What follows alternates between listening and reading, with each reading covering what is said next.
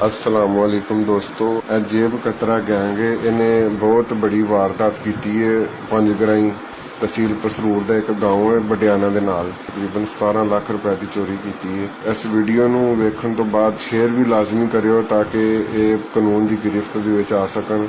बच्चा भी रैकी कर रहा है, देख रहा है कि कित्थे वारदात पानी है। मां जी और नाल मां जी परस रखणगे सोफे दे उत्ते ते इन्हां तिन्नां बंदियां ने रल के वारदात करनी। तुसीं अगे वीडियो च देखियो, मां जी होरी परस रखते ने साइड ते नाल ही वो बच्चा भी उत्तों आ जाता है वापस। उन्हें पता चल जाता, साइड ते खड़े होकर देख रहे ने। आ गया बच्चा, मां जी दे कोल आ गया।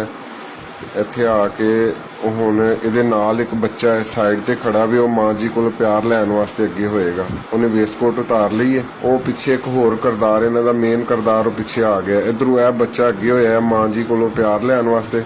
मां जी नूं कहंदा कि मेरे सिर ते प्यार दो, या कोई मतलब उन्हें तरीका अपनाया।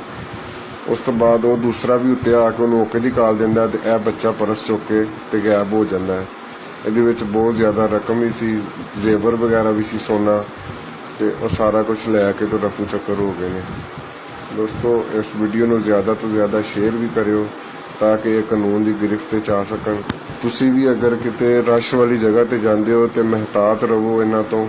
बहुत ज़्यादा सरगर्म ने अजकल रश वाली जगह ते खासकर बहुत ज़्यादा वारदातां कर रहे हैं लोग।